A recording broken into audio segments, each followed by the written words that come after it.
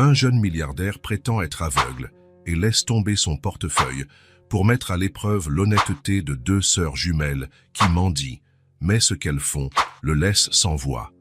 L'alarme se déclencha à 5h30 précise, résonnant dans les couloirs vides du manoir. James ouvrit les yeux et fixa le plafond orné de sa chambre principale. Pendant un bref instant, il resta immobile, ressentant le poids du silence qui l'entourait. Lentement, il se leva, ses pieds nus touchant le sol de marbre froid. La routine matinale de James était un ballet solitaire de luxe et de précision. Il se dirigea vers la salle de bain attenante, plus grande que de nombreux appartements, et observa son reflet dans le miroir en pied. À 45 ans, James conservait une apparence irréprochable, cheveux gris soigneusement taillés, visage rasé de près, yeux bleus perçants. Pourtant, il y avait une dureté dans son regard, une froideur qu'aucun produit de beauté ne pouvait dissimuler. Après une douche rapide à jets multiples, James enfila un costume sur mesure qui coûtait plus que le salaire annuel de beaucoup de ses employés. Chaque mouvement était calculé. Chaque pièce de vêtement constituait une armure contre le monde extérieur. En descendant l'escalier en marbre, l'écho de ses pas était le seul son dans cette demeure immense. La cuisine, équipée des appareils électroménagers les plus modernes et onéreux, était impeccablement propre et vide. James prépara lui-même son café, un mélange rare et coûteux. Il ne faisait confiance à personne pour cette tâche, préférant garder un contrôle total sur chaque aspect de sa vie. Pendant qu'il dégustait son café, James passait mentalement en revue l'agenda de la journée. Réunions, négociations, décisions qui affecteraient des centaines de vies. Pour lui, ce n'étaient que des chiffres dans un tableur, des pions sur un échiquier financier qu'il manœuvrait pour augmenter encore sa fortune déjà astronomique. À 6h45 précise, James quitta la maison.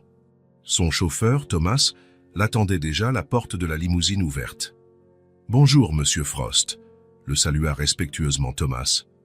James se contenta de grommeler en réponse, sans même regarder l'homme qui travaillait pour lui depuis plus d'une décennie.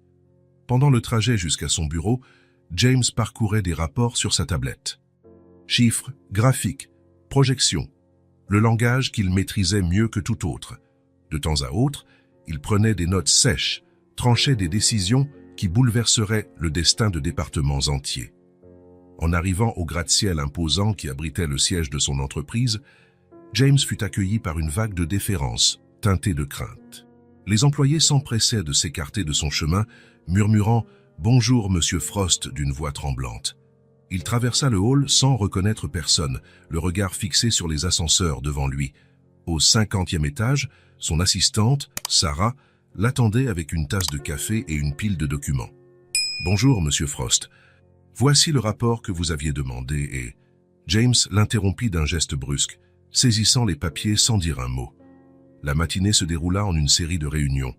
Dans chacune d'elles, James imposait sa présence intimidante.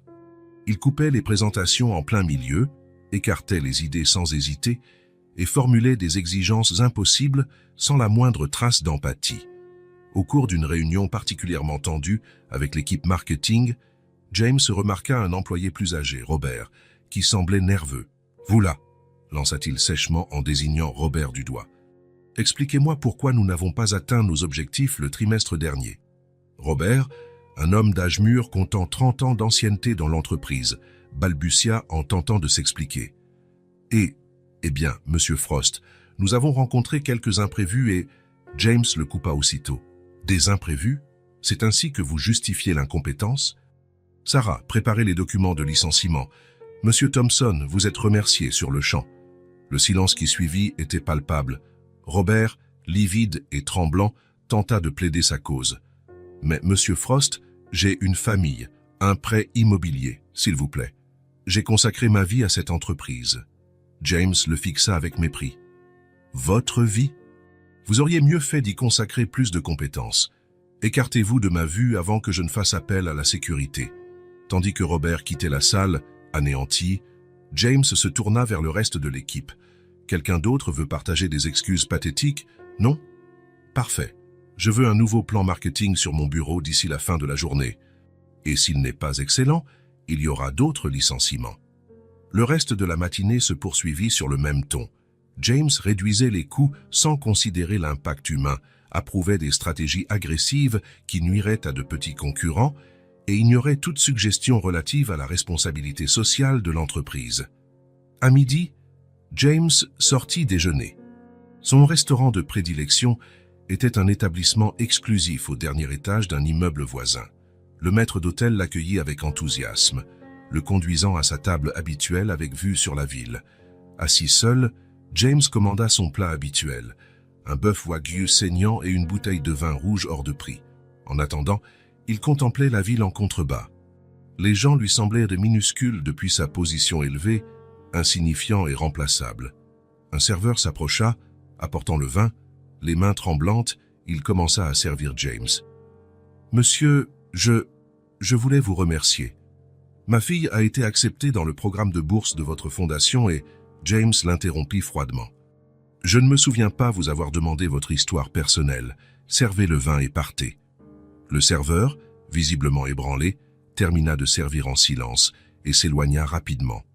James but une gorgée de vin en appréciant la richesse, sans toutefois parvenir à en tirer un réel plaisir. Tout en mangeant, James réfléchissait à ses prochains mouvements. L'acquisition d'une petite entreprise était presque finalisée. Il prévoyait de la démanteler, de revendre ses actifs rentables et de se débarrasser du reste, y compris de la majorité des salariés. C'était une opération qui augmenterait considérablement la valeur des actions, mais qui détruirait des centaines de vies. Pour James, c'était juste une journée de travail comme une autre. Après le déjeuner, James retourna au bureau pour d'autres réunions. Chaque décision était prise avec un sang-froid implacable, ne se fondant que sur les chiffres et les projections de profit. Les propositions visant à améliorer les conditions de travail étaient écartées sans discussion. Les idées de programmes de bien-être pour le personnel étaient tournées en ridicule. En fin d'après-midi, Sarah entra dans son bureau avec hésitation. « Monsieur Frost, le service RH demande à revoir la politique de congé parental. De nombreux employés se plaignent que... » James l'interrompit sèchement. « Congé parental. S'ils veulent avoir des enfants, qu'ils changent de travail. Je ne suis pas dans la charité. Archivez-moi ça et ne me dérangez plus avec ces idioties. » Sarah acquiesça en silence et sortit, laissant James seul avec ses pensées. Il se tourna vers la fenêtre, regardant le soleil se coucher sur la ville. Un instant, il ressentit un pincement de quelque chose. Du vide, de la solitude. Il chassa rapidement ses pensées. Les sentiments étaient pour les faibles, et James Frost n'était pas faible. À 20 heures précises, James quitta le bureau. Le bâtiment était presque vide. Seuls quelques employés dévoués ou apeurés travaillaient encore. Personne n'osa lui souhaiter une bonne soirée. De retour au manoir, James dîna seul dans son immense salle à manger. Le chef lui avait préparé un repas élaboré, mais il n'en ressentit presque pas le goût. Après le dîner, il se servit un whisky hors de prix et se dirigea vers son bureau privé. Assis dans son fauteuil en cuir, James examinait les chiffres du jour. Bénéfices, pertes, projections. Tout semblait en ordre. L'entreprise était plus rentable que jamais. Pourtant, une sensation persistante de vide ne le quittait pas. Un bref instant, James laissa son esprit vagabonder vers Robert, l'employé qu'il avait licencié. Où pouvait-il être à présent? Comment sa famille réagirait-elle à la nouvelle? James repoussa ses pensées. La compassion était une faiblesse qu'il ne pouvait se permettre. En contemplant l'étagère pleine de trophées et de récompenses qui occupait un mur entier, James réfléchit à son parcours. Chaque réussite, chaque million accumulé, chaque entreprise vaincue, tout lui paraissait désormais creux. Quand avait-il ressenti pour la dernière fois une réelle satisfaction? Il ne s'en souvenait plus. James termina son whisky et se prépara à dormir. Allongé dans son lit king size, dans une chambre plus grande que bien des appartements, il regardait le plafond. Le silence du manoir vide l'enveloppait comme une couverture glaciale. Demain serait un autre jour, de nouvelles décisions froides, plus de profit, plus de pouvoir. C'était tout ce qui comptait, non? James ferma les yeux, tentant d'ignorer la petite voix dans sa tête qui murmurait que peut-être, juste peut-être, il y avait plus dans la vie que cela. L'homme de glace s'endormit, seul dans sa forteresse de richesse et de solitude, inconscient du fait que le destin était sur le point d'intervenir de manière inattendue dans sa vie si soigneusement contrôlée. Le lendemain après-midi, James Frost quitta le bureau plus tôt que d'habitude. La journée avait été particulièrement éprouvante, marquée par une série de négociations tendues et de décisions difficiles.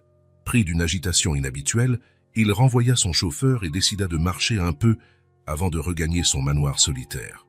Les rues du centre de Paris étaient animées, les gens pressés de rentrer chez eux après une longue journée de travail. James avançait d'un pas ferme, son costume impeccable et sa posture rigide, contrastant avec l'allure décontractée de la foule environnante.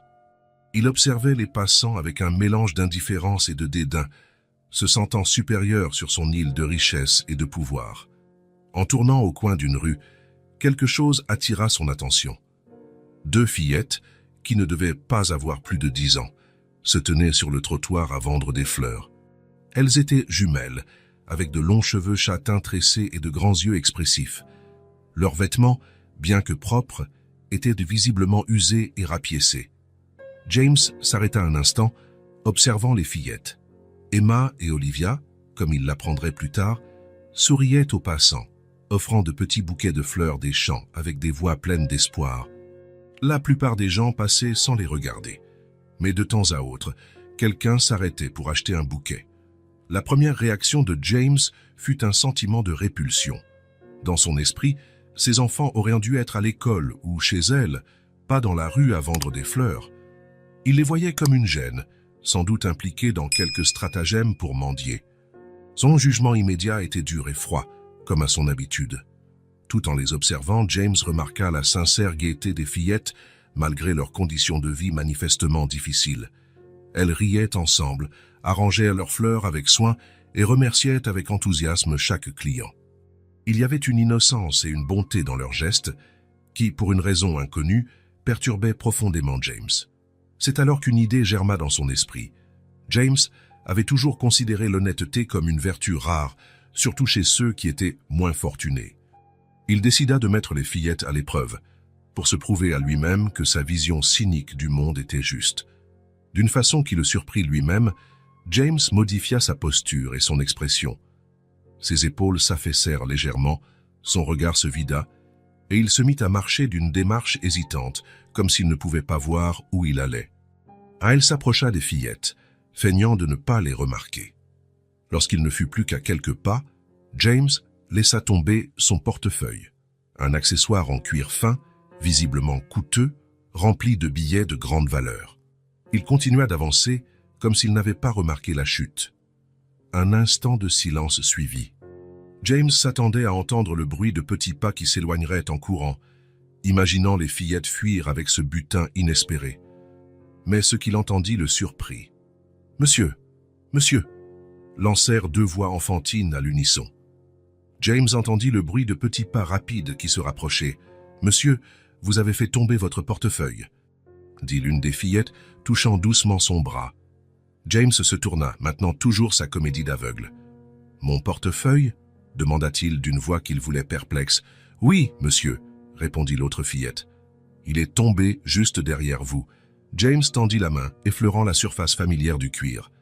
Il l'ouvrit, feignant d'en vérifier le contenu au toucher. « Tout est là », demanda-t-il, les mettant encore plus à l'épreuve. « Oui, monsieur », répondirent les fillettes en chœur. « Nous n'avons rien touché, nous l'avons juste ramassé pour vous le rendre. » James ressentit alors quelque chose d'étrange dans sa poitrine. C'était une sensation qu'il n'avait pas éprouvée depuis longtemps, qu'il ne parvenait pas à nommer sur l'instant. « Merci, mesdemoiselles », dit-il d'une voix plus douce qu'à l'ordinaire. « Vous êtes très honnête. Est-ce que vous allez bien ?» demanda l'une des jumelles, la voix pleine d'une véritable inquiétude. « Avez-vous besoin d'aide pour aller quelque part ?»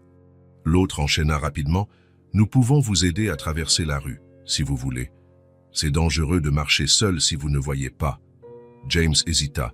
Une partie de lui voulait mettre fin au test, révéler qu'il voyait parfaitement et repartir, mais quelque chose l'en empêcha. L'inquiétude sincère dans la voix des fillettes, leur offre spontanée de l'aider. C'était une forme de bonté qu'il n'avait pas ressentie depuis des années. « Oui, ce serait très gentil de votre part », entendit-il sa propre voix répondre. « J'ai besoin de traverser la rue. » Aussitôt, James sentit 2 petites mains se poser sur ses bras. Les fillettes le guidaient avec un soin surprenant pour des enfants si jeunes. « Il y a une marche ici, monsieur », prévint l'une d'elles. « Faites attention à ne pas trébucher. Le feu est rouge pour l'instant », informa l'autre. « Nous allons attendre un peu. » Pendant qu'elles attendaient pour traverser, les jumelles se mirent à décrire l'environnement autour de James. Elles parlaient des couleurs des boutiques, d'un chien en promenade avec son maître, de l'odeur de pain venant d'une boulangerie voisine. Leur récit était plein de vie et d'enthousiasme, comme si elles voulaient partager avec lui le monde qu'elles voyaient. Quand le feu passa au vert, les fillettes guidèrent James avec précaution sur le passage piéton. « Il y a un petit creux dans la chaussée », prévint l'une d'elles. « Levez un peu plus le pied ici. » De l'autre côté, les fillettes demandèrent à James s'il avait encore besoin d'aide. Il répondit que non, qu'il pourrait continuer seul. Les jumelles ne semblaient pas totalement convaincues. « Vous êtes sûr, monsieur ?» demanda l'une d'elles, l'inquiétude évidente dans sa voix. « On ne veut pas que vous vous blessiez. »« Ça va aller, merci », répondit James, d'une voix plus rauque que d'habitude. « Vous avez déjà fait beaucoup pour moi. »« D'accord alors, » dit l'autre fillette. « Mais faites attention, s'il vous plaît. Si vous avez encore besoin d'aide, on sera là-bas, au coin de la rue, à vendre nos fleurs. » James sentit les fillettes relâcher doucement leurs mains. Il entendit leurs pas s'éloigner. Et, un instant, il eut l'envie de les rappeler, de leur révéler la vérité, de faire quelque chose. Mais il resta silencieux. Quand il fut certain que les fillettes avaient retrouvé leur petit stand de fleurs, James retrouva sa vue et jeta un coup d'œil autour de lui. Il les vit de l'autre côté de la rue, en train de réorganiser leurs fleurs et de sourire aux passants comme si de rien n'était. James ressentit à nouveau cette drôle de sensation dans la poitrine, une chaleur à la fois réconfortante et dérangeante. Il fallut quelques secondes pour qu'il reconnaisse ce que c'était. Son cœur avait été touché par la bonté de ses enfants. Un instant, James resta immobile sur le trottoir, observant les jumelles à distance. Elles n'avaient rien. Leurs vêtements étaient simples. Elles vendaient des fleurs dans la rue au lieu de s'amuser ou d'étudier. Et pourtant, elles lui avaient proposé leur aide sans la moindre hésitation. Non seulement elles avaient rendu le portefeuille sans rien voler, mais elles s'étaient réellement souciées de son bien-être. La froideur que James entretenait depuis tant d'années sembla vaciller. La gentillesse désintéressée des fillettes avait réveillé en lui quelque chose qu'il croyait mort depuis longtemps. Une sensation troublante, mais en même temps étrangement apaisante. James secoua la tête comme pour chasser ses pensées et ses sentiments importuns. Il était James Frost, l'homme d'affaires impitoyable, l'homme de glace. Il ne pouvait se laisser affecter par un simple acte de bonté venant de deux gamines de la rue. Pourtant, alors qu'il commençait à marcher en direction de son manoir, James ne put s'empêcher de jeter un dernier regard en arrière. Les jumelles étaient toujours là, leur sourire radieux illuminant le trottoir gris.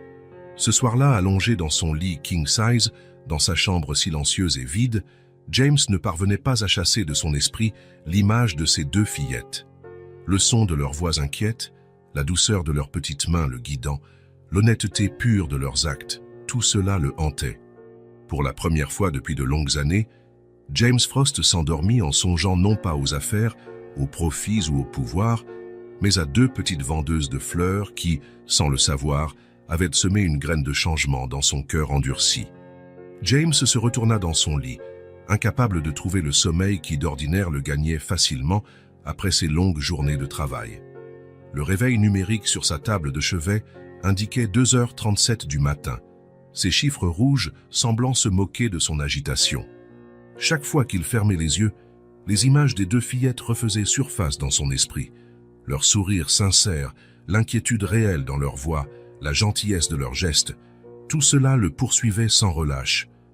James voyait distinctement leurs visages identiques, illuminés par une bonté qu'il n'avait pas ressentie depuis si longtemps. Le sourire des jumelles était particulièrement troublant. Il n'avait rien à voir avec le sourire faux et calculé qu'il voyait chaque jour en réunion, ni avec le sourire nerveux et craintif de ses employés. C'était un sourire pur, sans arrière-pensée, débordant d'une joie qui semblait défier la dureté de leur situation. En repensant à ces sourires, James sentit le poids de son mensonge le ronger. Lui, un homme puissant et accompli, avait trompé deux enfants innocentes. L'hypocrisie de sa conduite le dérangeait d'une façon à laquelle il n'était pas habitué. Se redressant dans son lit, James commença à remettre en question ses choix de vie. Quand était-il devenu le genre de personne à mentir à des enfants? Depuis quand le succès et le pouvoir primaient-ils sur la décence élémentaire? Des souvenirs de ses premières années de carrière l'envahirent. Il se rappela d'un jeune James, plein d'idéaux et de rêves, déterminé à changer le monde. Ce jeune-là n'aurait jamais imaginé devenir l'homme qu'il était aujourd'hui.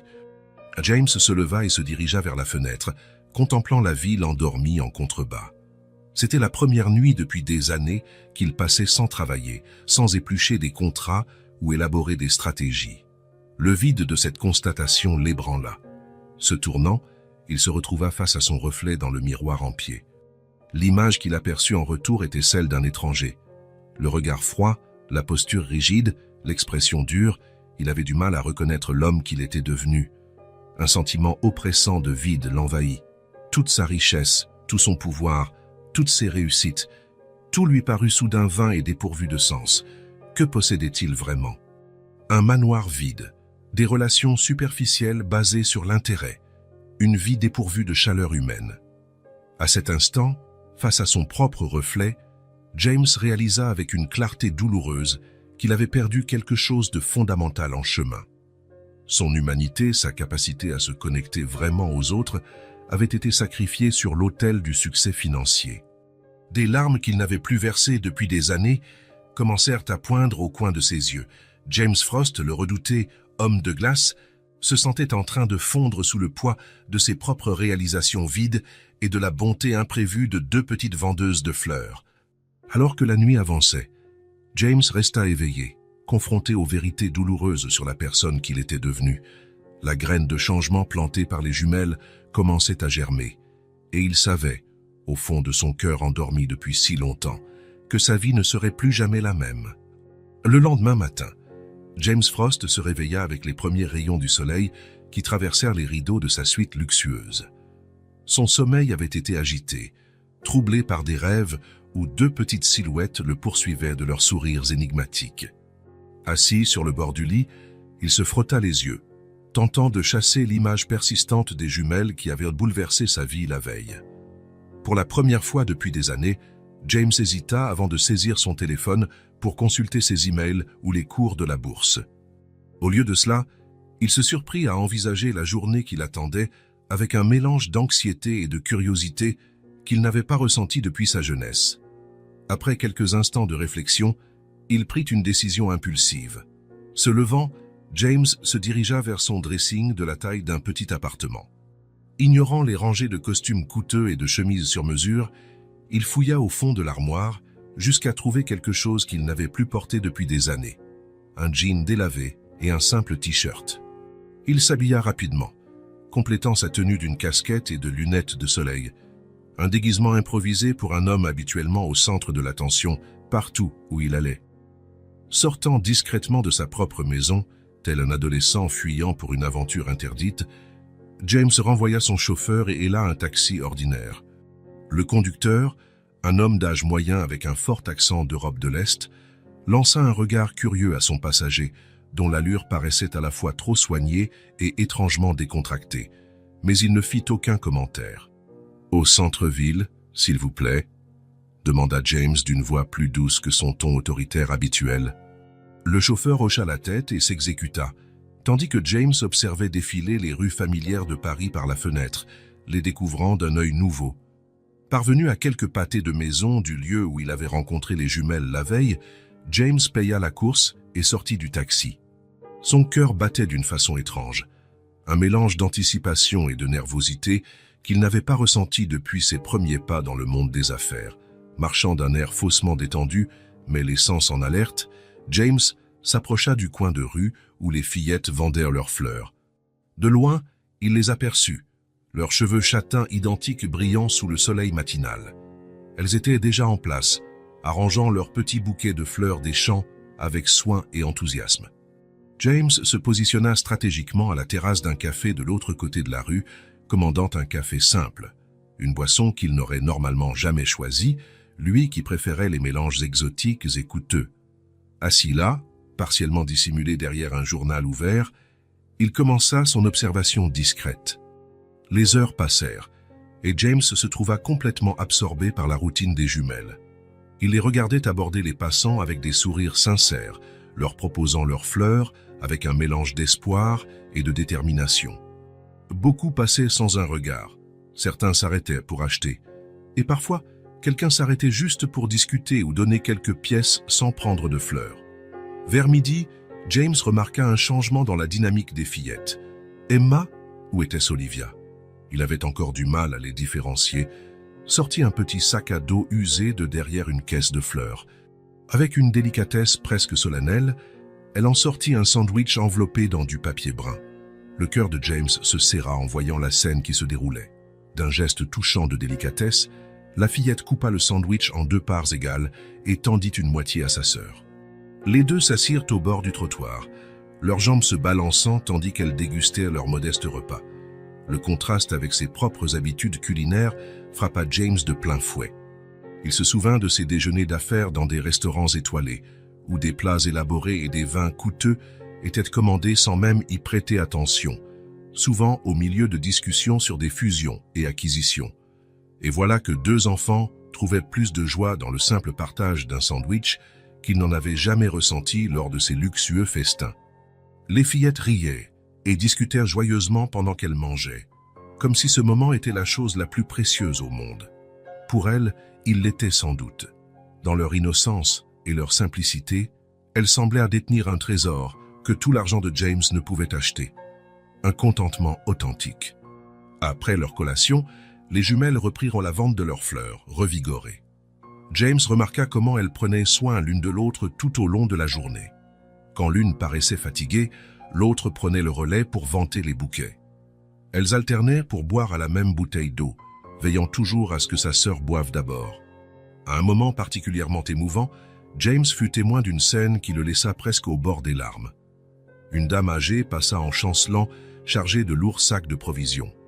Sans hésiter, les jumelles abandonnèrent leurs fleurs et coururent l'aider.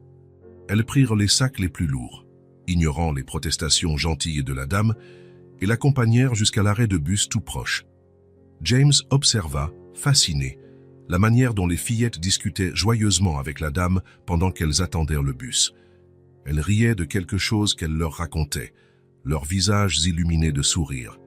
Lorsque le bus arriva, les jumelles aidèrent la vieille dame à monter, lui faisant un signe de la main joyeux alors que le véhicule s'éloignait. Revenant à leur stand, les fillettes ne semblèrent pas attendre la moindre reconnaissance ou récompense pour leur bonne action. Pour elles, aider quelqu'un dans le besoin paraissait aussi naturel que de respirer. Peu après, une autre scène émouvante se déroula sous les yeux attentifs de James. Un chien errant, maigre et au pelage abîmé, s'approcha des jumelles, haletant sous la chaleur du jour. Sans hésiter, les fillettes interrompirent leur travail pour s'occuper de lui. L'une d'elles saisit la bouteille d'eau, tandis que l'autre formait un récipient improvisé avec ses mains. Avec patience et douceur, elles firent boire le chien, caressant son pelage pendant qu'il lapait l'eau avec avidité. L'animal, visiblement reconnaissant, agita la queue et lécha leurs mains avant de repartir. James sentit un nœud se former dans sa gorge. Combien de fois était-il passé devant des gens ou des animaux dans le besoin sans même les remarquer? Ces fillettes, qui elles-mêmes n'avaient presque rien, trouvaient pourtant en elles la générosité de partager le peu qu'elles possédaient. Ce qui frappait le plus James, au-delà de leurs actes de bonté, c'était la constance du sourire des jumelles. Peu importait qu'elles vendent des fleurs, aident quelqu'un ou discutent entre elles, elles affichaient toujours une joie sincère. C'était un contraste saisissant avec les expressions tendues et inquiètes qu'il voyait chaque jour dans son univers professionnel, y compris dans son propre reflet. Au fil des heures, James commença à prendre conscience de quelque chose qu'il n'avait jamais envisagé auparavant. La véritable richesse ne résidait pas dans un compte en banque ou un portefeuille d'investissement. Elle était là, sous ses yeux, sous la forme de 2 fillettes qui ne possédaient presque rien sur le plan matériel, mais qui semblaient avoir tout ce qui comptait vraiment. Les jumelles détenaient quelque chose que James avait perdu depuis longtemps, la capacité de trouver de la joie dans les petites choses, de se connecter vraiment aux autres, de donner sans rien attendre en retour. Elles avaient une richesse de cœur qu'aucune somme d'argent ne pouvait acheter. Alors qu'il continuait de les observer, James sentit monter en lui une vague d'émotions qu'il n'avait pas ressentie depuis des années. Un mélange d'admiration, d'envie et une profonde tristesse. Il se rendit compte qu'en dépit de toute sa fortune, c'était lui le plus pauvre des deux. Cette prise de conscience le frappa comme un coup de poing. L'argent ne fait pas le bonheur. Un cliché qu'il avait toujours méprisé, le considérant comme une excuse pour les faibles et les ratés. Mais maintenant, en voyant la joie sincère sur le visage des jumelles, il comprenait enfin la vérité qui se cachait derrière ces mots. James songea à sa propre vie, ses matins solitaires dans un manoir trop grand, ses déjeuners dans des restaurants hors de prix où il ne savourait même pas les plats, ses nuits vides où seul le travail occupait ses pensées. Il possédait tout ce que l'argent pouvait acheter, mais rien de ce qui avait une réelle importance. Les jumelles, en revanche, semblaient avoir découvert le secret du bonheur véritable. Elles savaient l'une l'autre, elles trouvaient la joie dans le simple fait de partager un sandwich, elles avaient la générosité d'aider des inconnus sans attendre la moindre récompense. Alors qu'il méditait sur ces révélations bouleversantes, James fut soudain interrompu par un mouvement brusque. Les jumelles, qui étaient occupées à vendre leurs fleurs, s'étaient subitement arrêtées et le fixaient maintenant droit dans les yeux, à travers la rue. Le cœur de James se mit à battre la chamade. L'avait-elle reconnu? Son déguisement improvisé n'était-il pas aussi efficace qu'il le pensait? Il se prépara à se lever et à partir précipitamment, mais quelque chose dans le regard des fillettes le cloua sur place. Les jumelles échangèrent un bref coup d'œil, une communication silencieuse que seuls des jumeaux semblent capables de maîtriser. Puis, d'un pas décidé, elles traversèrent la rue en direction du café où James était assis. James sentit une bouffée de panique. Une partie de lui voulait fuir, éviter la confrontation, préserver l'illusion d'anonymat qu'il avait tenté de créer. Mais une partie encore plus forte, qu'il connaissait à peine, le força à rester, attendant la suite. Les fillettes s'arrêtèrent devant sa table, leurs grands yeux expressifs fixés sur lui, avec une curiosité mêlée de déception. James déglutit, incapable de détourner le regard. « Monsieur », commença l'une d'elles, d'une voix douce mais ferme. « Vous n'êtes pas aveugle, n'est-ce pas ?» La question, si directe et innocente, frappa James comme un éclair. Il ouvrit la bouche pour nier, pour inventer une nouvelle histoire, mais aucun son n'en sortit. Pour la première fois de sa vie d'adulte, James Frost, l'impitoyable homme d'affaires, restait sans voix. L'autre jumelle, les yeux brillants de larmes retenues, poursuivit. « Nous vous avons vu éviter la poussette un peu plus tôt. Et maintenant, vous êtes en train de lire le journal. » James eut l'impression que le sol se dérobait sous ses pieds. Le mensonge qu'il avait jugé anodin la veille apparaissait maintenant monstrueux face à l'honnêteté pure de ses enfants. « Je... » commença-t-il, la voix rauque et méconnaissable pour lui-même. « Je ne suis pas aveugle. » Ces mots flottèrent dans l'air, lourds de vérité et de déception. James vit les expressions des fillettes se transformer, l'admiration et l'espoir qu'elles avaient pu ressentir pour lui, laissant place à quelque chose de plus sombre, de plus triste. « Emma ?» Il remarqua à présent la petite tache près de son œil gauche qui la distinguait de sa sœur, fit un pas en avant, les yeux embués, mais la voix remarquablement assurée. « Pourquoi nous avez-vous menti ?» La question était simple, directe et dévastatrice. James eut l'impression que chaque mot transperçait l'armure qu'il avait soigneusement construite autour de son cœur. Comment expliquer à ses enfants innocentes les jeux de pouvoir et de manipulation qu'il pratiquait couramment? Comment justifier un mensonge dicté par la pure arrogance, sans égard pour leurs sentiments? « Je », répéta-t-il, sans trouver la suite. Pour la première fois depuis des décennies, il se retrouvait confronté à la vérité brute de ses actes, sans l'épaisseur de rationalisation et de justification dont il s'entourait habituellement. Olivia, l'autre jumelle, avança à son tour et serra la main de sa sœur. Son regard mêlait déception et une sagesse dépassant son âge. « Notre grand-mère dit toujours que l'honnêteté est la chose la plus importante. Sans confiance, on n'a plus rien. » Les mots simples de l'enfant frappèrent James plus fort que n'importe quel argument sophistiqué de ses avocats ou conseillers. Il se surprit à regarder ses deux fillettes, non comme des sujets d'expérimentation ou de pitié, mais comme des professeurs, venus lui rappeler une leçon qu'il avait oubliée depuis longtemps. « Vous avez raison », finit-il par dire, la voix basse et émue. J'ai fait une erreur, une grave erreur.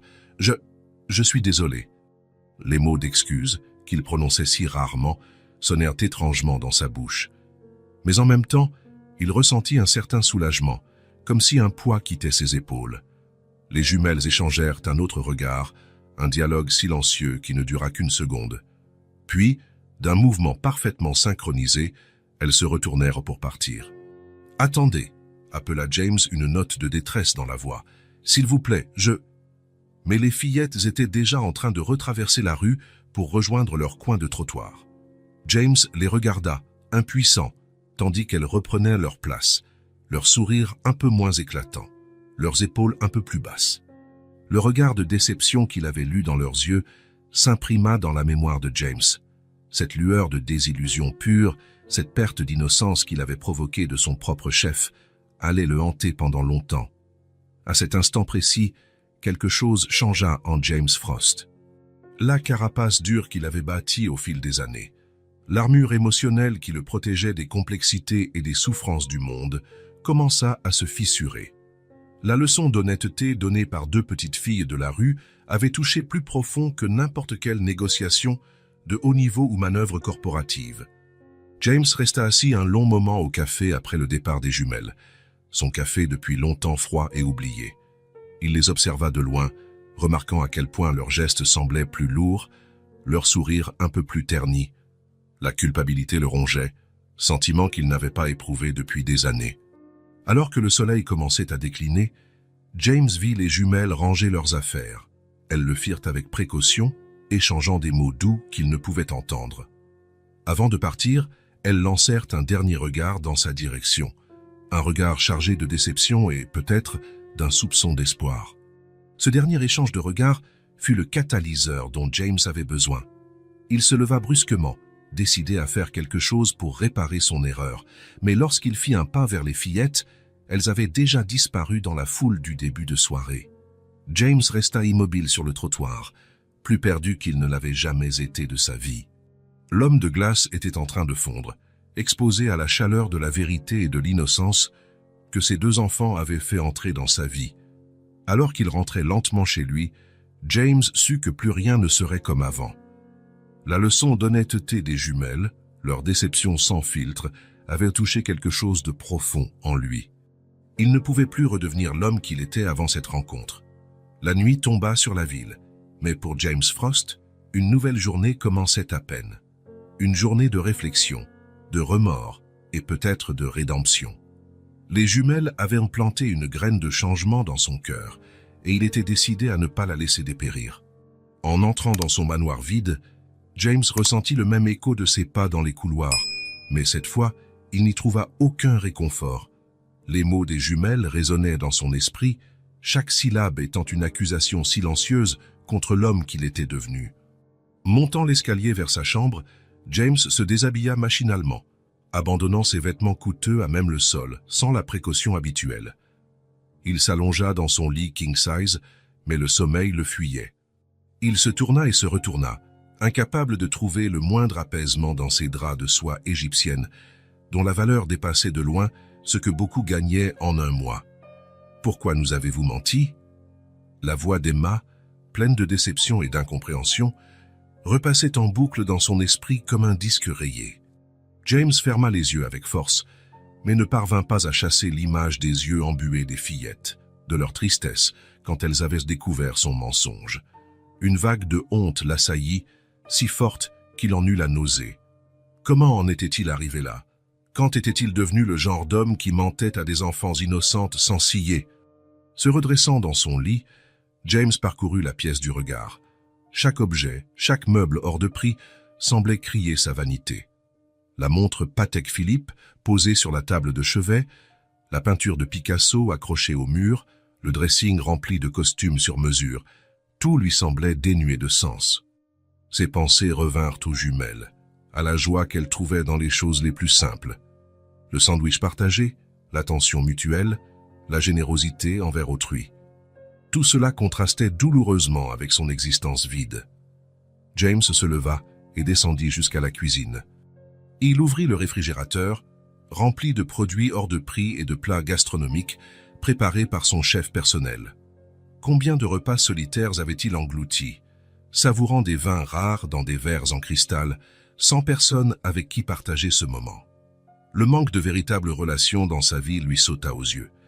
Alors que les jumelles semblaient avoir un lien indéfectible l'une avec l'autre, James ne se souvenait pas de la dernière fois où il avait eu une conversation sincère avec quelqu'un. Au fil du temps, dans sa quête de succès et de pouvoir, il avait construit autour de lui des murailles si hautes qu'il s'était isolé du reste du monde. Errant dans les pièces vides de son manoir, James se mit à repenser à ses relations. Collègues, partenaires d'affaires, même les rares personnes qu'il qualifiait d'amis. Tout cela n'était que superficialité, fondée sur des intérêts mutuels et des avantages réciproques. Il n'y avait ni authenticité ni réel attachement. La solitude le frappa alors avec une violence inouïe. Une solitude profonde, qui ne pouvait être comblée par aucun montant d'argent. Il avait les moyens d'acheter à peu près tout ce qu'il voulait, sauf la seule chose à laquelle il aspirait vraiment, un lien humain sincère. James se revit jeune, déterminé à réussir. Il tenta d'identifier le moment précis où il avait perdu ses valeurs. Mais il comprit que ce n'était pas un événement unique, plutôt une succession de petits compromis, de renoncements éthiques qui paraissaient insignifiants à l'époque, mais qu'il avait lentement corrompus. Assis dans son bureau, entouré de trophées et de distinctions professionnelles, James se sentit plus vide que jamais. Ses prix, qui autrefois le remplissèrent de fierté, semblaient maintenant le narguer, rappelant silencieusement le prix humain de son succès. Le contraste entre sa vie et celle des jumelles était frappant. Elle, avec si peu, semblait tout posséder. Lui, avec tant de biens matériels, n'avait rien de ce qui comptait vraiment. La conclusion s'imposa à lui avec une évidence douloureuse. Il s'était perdu en chemin. Alors que la nuit se prolongeait, James poursuivit son examen de conscience. Chaque recoin de son manoir semblait renfermer le souvenir d'une décision égoïste, d'un instant où il avait préféré son gain personnel à la compassion, le profit à l'éthique. Lorsque les premiers rayons du soleil commencèrent à filtrer à travers les fenêtres, James prit une décision. Il ne pouvait continuer à vivre ainsi, vide et seul, retranché derrière des murs d'argent et de pouvoir. Il devait changer. Il devait accomplir quelque chose de véritablement utile, qui n'impliquait pas uniquement d'amasser plus de richesses ou d'influence. Avec une lucidité qu'il n'avait pas ressentie depuis longtemps, James commença à échafauder un plan. Il retournerait à ce coin de rue, retrouverait les jumelles. Mais cette fois, sans mensonge ni mise en scène, seulement avec une proposition d'aide sincère. De la nourriture, des vêtements, tout ce qui pourrait leur être utile. L'anxiété le rongeait tandis qu'il imaginait sa démarche. Faire quelque chose de vraiment bien, sans intérêt personnel, était un territoire inconnu pour James. Il se surprit à s'inquiéter de détails qu'il aurait autrefois confiés à son assistante. Quels aliments apporter? Quels vêtements seraient adaptés? Lorsque le soleil fut complètement levé, il trouva James toujours éveillé, épuisé, mais avec une lueur nouvelle dans le regard, celle qui naît de l'espoir. Le homme de glace fondait peu à peu, pour laisser place à un homme déterminé à retrouver son humanité et à avoir un impact positif. Dès les premières heures du matin, James quitta son manoir, non pas pour se rendre à son bureau comme à l'accoutumée, mais pour s'engager sur le chemin de sa propre rédemption. Il ignorait comment les jumelles allaient l'accueillir, s'il serait rejeté ou pardonné. Mais pour la première fois depuis longtemps, James Frost agissait sans penser à un bénéfice personnel, simplement parce que c'était la bonne chose à faire. Ainsi, le cœur lourd de remords mais allégé par l'espoir d'un nouveau départ, James partit à la rencontre de son destin, chargé non seulement de nourriture et de vêtements, mais surtout de la volonté d'une seconde chance. James parcourut à pied les rues animées du centre de Paris, les bras chargés de sacs en papier provenant de boutiques de luxe. Son cœur battait à tout rompre, entre anxiété et espoir. Lorsqu'il arriva à l'angle de la rue où il avait vu les jumelles pour la première fois, ses yeux repérèrent immédiatement les deux petites silhouettes qui avaient bouleversé sa vie. Elles étaient là comme toujours, leur visage éclairé par un sourire tandis qu'elles proposaient des fleurs aux passants. Un instant, James hésita, envahi par la honte et la culpabilité. Puis il respira profondément et avança, résolu à faire ce qui était juste. En s'approchant, James remarqua l'instant exact où les fillettes le reconnurent. Leurs sourires vacillèrent et elles échangèrent un regard inquiet. Le cœur de James se serra en voyant la méfiance dans leurs yeux, sachant qu'il en était responsable. « Bonjour », dit-il d'une voix douce, chargée d'humilité, un ton qui le surprit lui-même. « J'aimerais vous parler, si vous êtes d'accord. » Les jumelles le regardèrent, mêlant curiosité et appréhension. Ce fut Emma qui parla la première, la voix ferme malgré son jeune âge. « Vous êtes revenu. » Ce n'était pas une question, mais James acquiesça tout de même.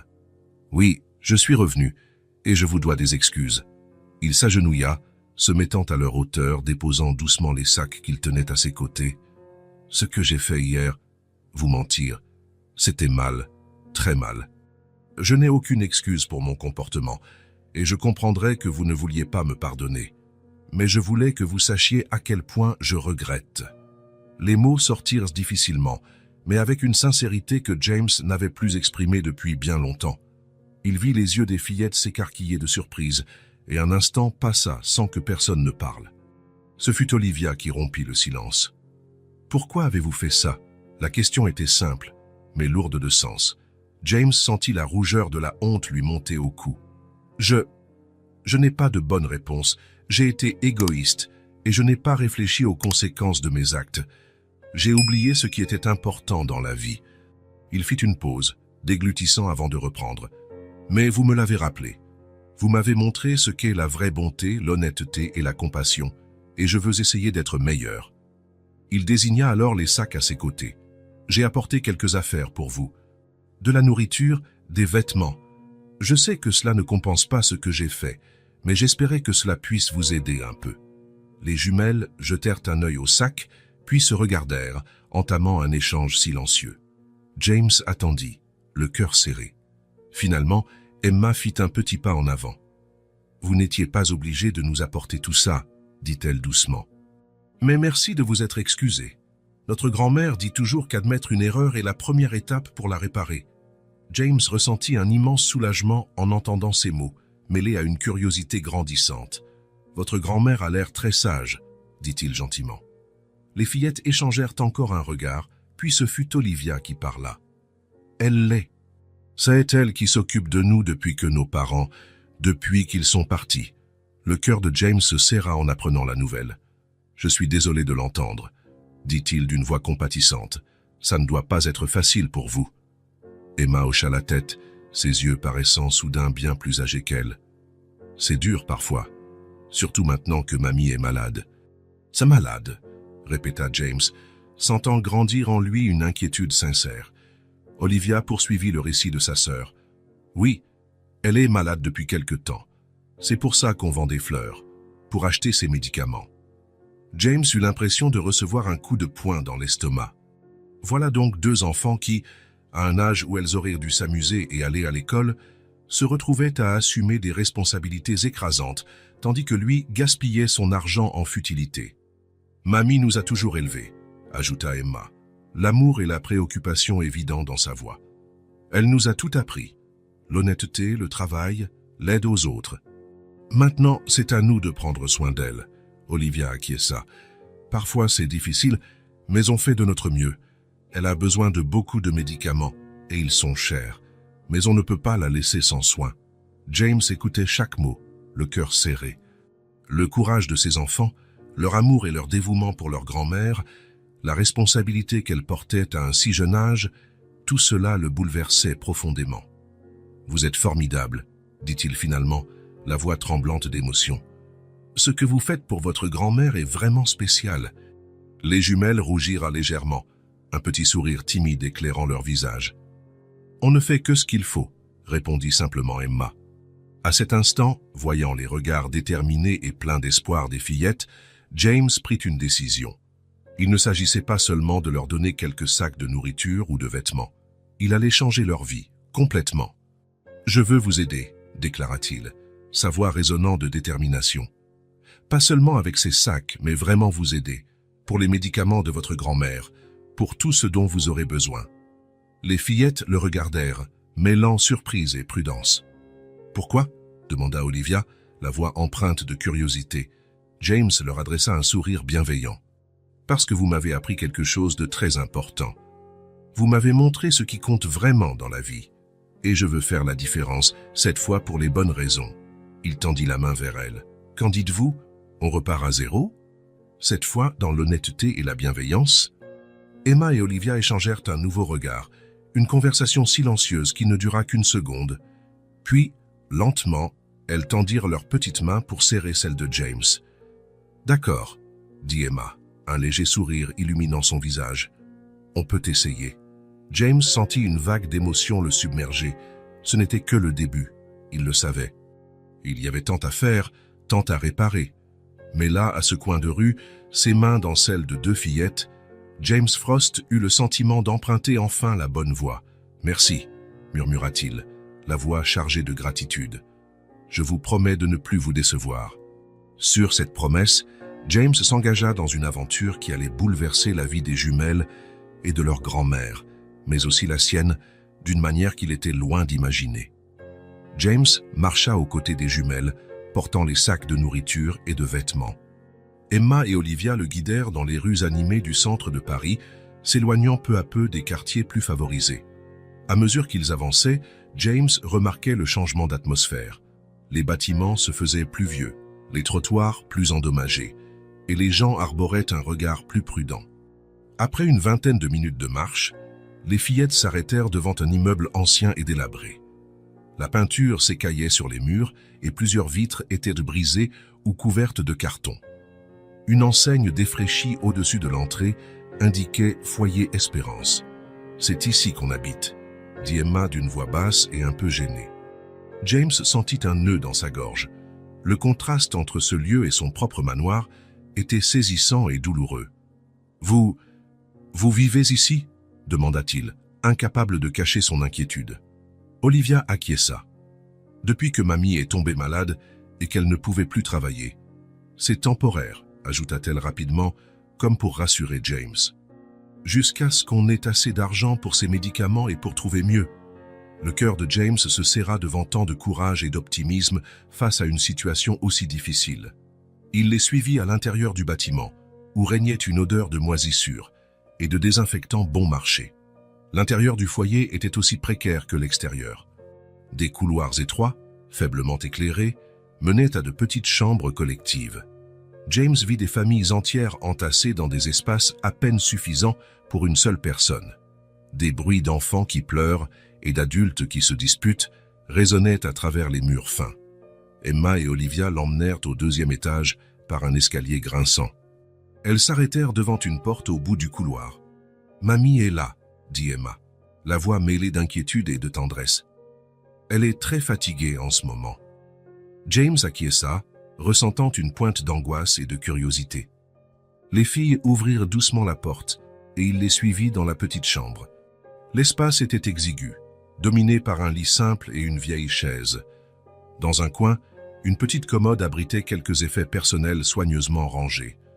Une fenêtre étroite laissait passer un filet de lumière, illuminant le visage de la femme âgée allongée sur le lit. James sentit son cœur s'accélérer en la regardant. Quelque chose dans ses traits lui était étrangement familier, malgré l'âge et la maladie qui l'avaient démarqué. La vieille femme ouvrit lentement les yeux en entendant les fillettes entrer.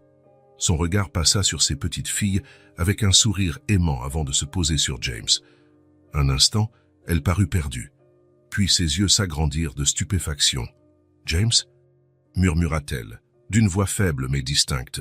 « Petit James, c'est toi ?» James resta pétrifié, submergé par un flot de souvenirs.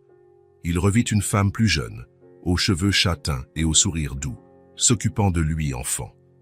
L'odeur de la soupe au poulet, le son d'histoires racontées avant de dormir. À des moments enfouis depuis longtemps sous des années d'ambition et de froideur. « Margaret ?» finit-il par articuler, la voix chargée d'émotion. « Infirmière, Margaret ?» Les jumelles échangèrent un regard perplexe, clairement perdu. Ce fut Margaret qui brisa le silence, se tournant vers ses petites filles avec un sourire fatigué. « Muemas, Olivia » dit-elle doucement. « Voici James.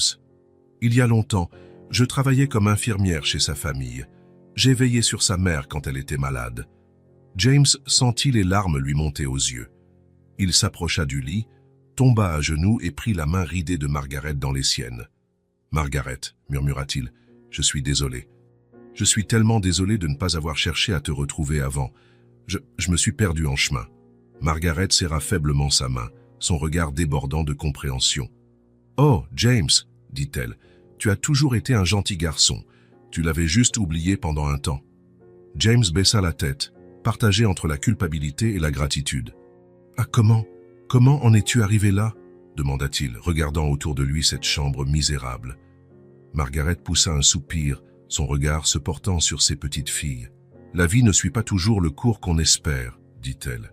« Quand ma fille et son mari sont morts, laissant Emma et Olivia orphelines, je ne pouvais pas les abandonner. J'ai utilisé toutes mes économies pour m'occuper d'elles, puis je suis tombé malade. » Sa voix s'étrangla, et James sentit une puissante détermination l'envahir. Il se releva, toujours la main de Margaret dans la sienne. « Ça s'arrête maintenant, » déclara-t-il fermement. « Je vais prendre soin de vous toutes. » Les heures suivantes furent un tourbillon d'action. James passa de nombreux coups de fil, mobilisant toute son influence et ses ressources pour offrir à Margaret les meilleurs soins possibles. En l'espace de quelques heures, une ambulance arriva pour transférer Margaret dans l'un des meilleurs hôpitaux privés de la ville. James insista pour l'accompagner, Emma et Olivia à ses côtés. Là-bas, une équipe de médecins spécialistes était déjà prête à la prendre en charge. Pendant que Margaret passait des examens et recevait les premiers soins, James s'occupa du reste. Il fit aménager un grand appartement, entièrement meublé, pour accueillir la famille. Il veilla à ce que les jumelles soient inscrites dans la meilleure école du quartier, avec tous les frais pris en charge. Une aide à domicile fut également engagée pour assister Margaret durant sa convalescence.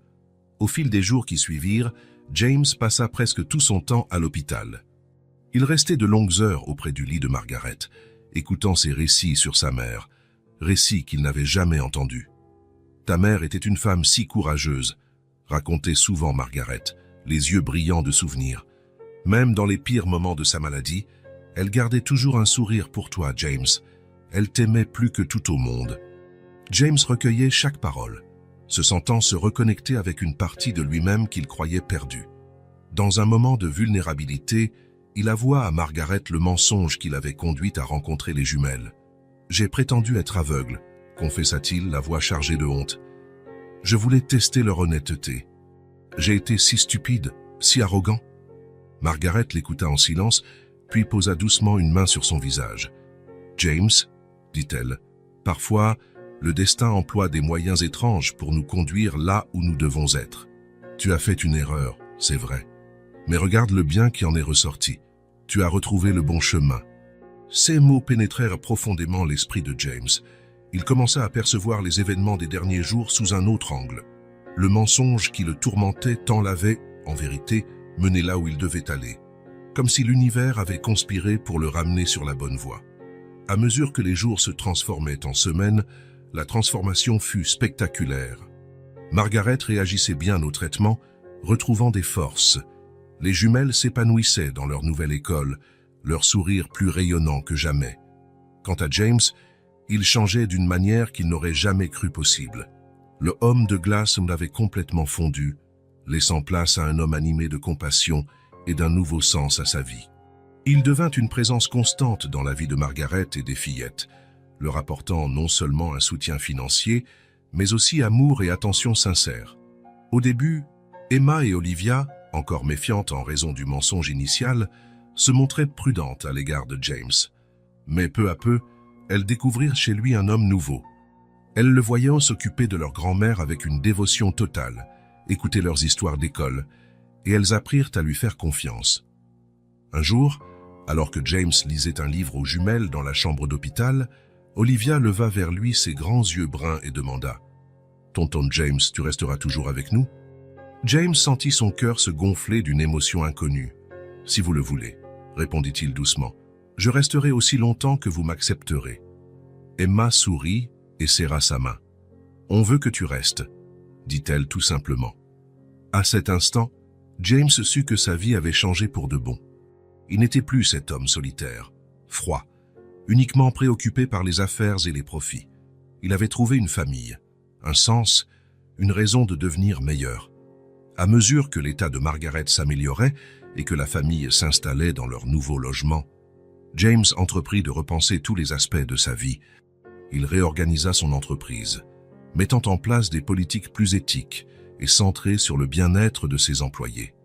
Il créa une fondation pour venir en aide aux familles confrontées à des situations similaires à celles de Margaret. Les soirées qu'il passait autrefois seul dans son manoir silencieux firent place à des dîners animés en famille. Les week-ends, autrefois dédiés au travail, se peuplèrent de balades au parc, de visites de musées et de longues discussions autour de la table de la cuisine. Margaret, désormais guérie et pleine de vitalité, devint une source intarissable de conseils et d'histoires pour James. Elle le reliait à ses racines, évoquant des souvenirs de son enfance et de sa mère. « Ah, ta mère serait si fière de l'homme que tu es devenu, James », disait souvent Margaret, le regard rempli d'affection. De leur côté, Emma et Olivia apportaient à James une joie et une spontanéité qu'il ignorait lui avoir manqué. Leur sourire contagieux, leur curiosité insatiable et leur amour sans réserve guérissaient des blessures dont il n'avait même pas conscience. Un jour, alors qu'il observait Emma et Olivia jouer dans le jardin de leur nouvelle maison, avec Margaret assise à ses côtés, James ressentit une paix qu'il n'avait jamais éprouvée auparavant. « Tu sais, Margaret, » dit-il doucement, « j'ai passé la majeure partie de ma vie à penser que réussir signifiait avoir plus d'argent, plus de pouvoir. Mais à présent, je comprends. Le vrai succès, c'est ça, avoir des gens à aimer, faire une différence dans la vie de quelqu'un. » Margaret sourit et prit sa main. « Tu as toujours eu ce potentiel en toi, James. Il suffisait que tu t'en souviennes. » James acquiesça, ressentant une gratitude profonde. Il pensa à cette succession d'événements qui l'avaient conduit jusqu'à ce moment. Ce mensonge, la rencontre avec les jumelles, les retrouvailles avec Margaret. Tout semblait s'imbriquer pour tracer un chemin que le destin avait prévu. « Je crois que parfois, on doit se perdre pour mieux se retrouver, » confia-t-il. Margaret hocha la tête. « Et parfois, on a besoin de petits anges pour nous montrer le chemin du retour, » ajouta-t-elle, en regardant ses petites filles avec amour. Le regard de James suivit le sien, son cœur débordant d'amour pour cette famille que le destin lui avait donnée. Il savait qu'il restait beaucoup à faire, beaucoup à réparer dans le monde. Mais désormais, il avait un but clair, une raison de s'améliorer chaque jour. Alors que le soleil se couchait, peignant le ciel de nuances de rose et d'or, James Frost, le homme de glace, n'existant plus, serra sa nouvelle famille dans ses bras. L'avenir se dessinait, rempli de promesses et de possibilités. Et pour la première fois depuis longtemps, il avait hâte de voir ce que demain lui réservait. Cette nuit-là, alors que Margaret, Emma et Olivia rentraient dans la maison, dans une ambiance chaleureuse et riante, James méditait sur l'incroyable chemin qu'il avait mené jusqu'ici. Dans la cuisine, tandis qu'il aidait à préparer le dîner, une tâche qu'il aurait autrefois jugée indigne de lui, mais qu'il accomplissait maintenant avec enthousiasme, James se rappela le parcours qu'il avait transformé. Il parcourut la pièce du regard, voyant Emma et Olivia aider Margaret à mettre la table, leur voix enjouée emplissant l'espace d'une chaleur que son manoir n'avait jamais connue. À cet instant, James sut qu'il était exactement là où il devait être. « Tonton James » appela Olivia, interrompant ses pensées. « Tu nous raconteras une histoire après le dîner ?» James sourit, sentant son cœur se gonfler d'affection. « Bien sûr, ma chérie. Que diriez-vous de l'histoire de deux petites vendeuses de fleurs qui ont changé la vie d'un homme borné ?» Les filles éclatèrent de rire, échangeant un regard complice, tandis que Margaret observait la scène, le regard brillant de fierté et d'amour. Ce soir-là, alors que la famille se rassemblait autour d'un repas partagé dans la tendresse et les récits joyeux, James Frost réalisa qu'il avait trouvé quelque chose de bien plus précieux que toute la fortune et le pouvoir qu'il avait un jour possédé. Il avait trouvé un foyer, un sens à son existence et, par-dessus tout, la vraie signification de l'amour et de la famille. Le cœur rempli de gratitude et le regard tourné vers un avenir radieux, James embrassa sa nouvelle vie, prêt à relever tous les défis à venir, tant que sa famille serait à ses côtés. Les mois qui suivirent furent synonymes de transformation et de guérison pour chacun. Le traitement de Margaret, dans le prestigieux hôpital que James avait choisi, produisait des résultats très encourageants. À chaque visite, On la trouvait plus forte, avec un teint plus vif et un éclat nouveau dans son regard. Les médecins étaient impressionnés par la convalescence de Margaret. On dirait qu'elle a trouvé une nouvelle raison de vivre, commenta le chef de service lors d'une consultation. James savait que cette raison résidait dans l'amour et le soutien de sa famille nouvellement constituée. Pendant ce temps, Emma et Olivia s'épanouissaient dans leur nouvelle école. L'environnement stimulant et les professeurs dévoués révélèrent en elle un amour de l'apprentissage jusqu'alors latent, entravé par les difficultés auxquelles elle faisait face. James recevait des rapports réguliers sur leurs progrès et ne pouvait s'empêcher d'éprouver une fierté presque paternelle en voyant leurs excellentes notes et les éloges des enseignants. Libérés des angoisses liées à la maladie de leur grand-mère et à leur situation financière précaire, les jumelles brillaient désormais de confiance. Elles se faisaient de nouveaux amis, participaient à des activités extrascolaires et rentraient chaque jour avec des récits enthousiastes de leurs aventures à l'école. Fidèle à sa promesse, James venait voir la famille régulièrement. Au début, ses visites étaient maladroites, comme s'il apprenait encore à naviguer dans cette nouvelle dimension faite d'affection et d'intimité familiale. Mais avec le temps, et grâce à la patience de Margaret et des filles, il s'y fit peu à peu. C'est au cours de ces visites que James redécouvrit quelque chose qu'il avait perdu depuis longtemps, la capacité de sourire sincèrement.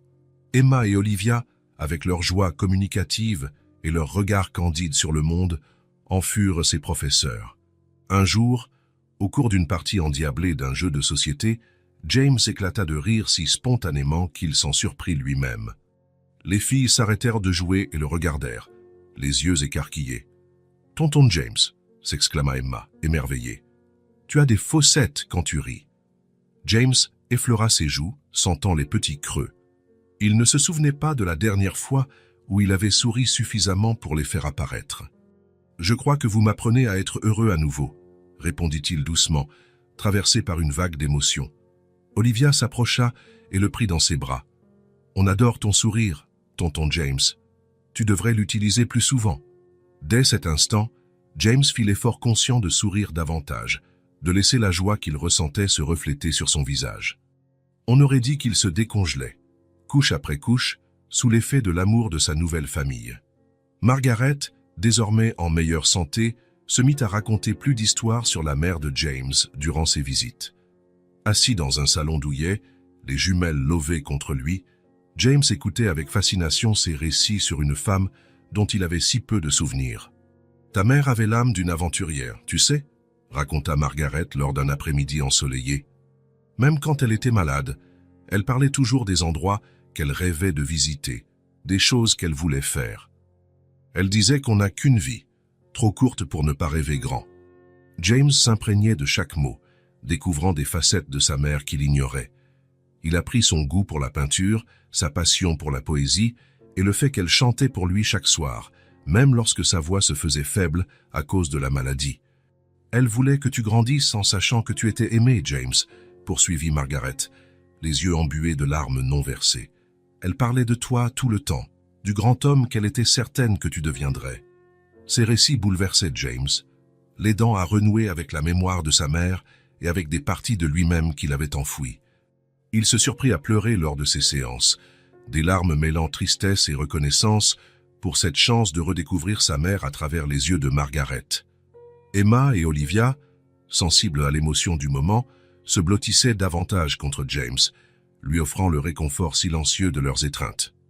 Ce simple geste d'affection faisait plus pour guérir les plaies intérieures de James que ne l'aurait fait n'importe quelle thérapie. Au fil du temps, James réalisa qu'il se reconnectait à ses émotions d'une manière qu'il n'aurait jamais cru possible. Il redécouvrit le plaisir d'un rire spontané, le réconfort d'un câlin sincère et même la vertu libératrice des larmes. La famille que le destin lui avait offerte l'aidait à redevenir pleinement humain.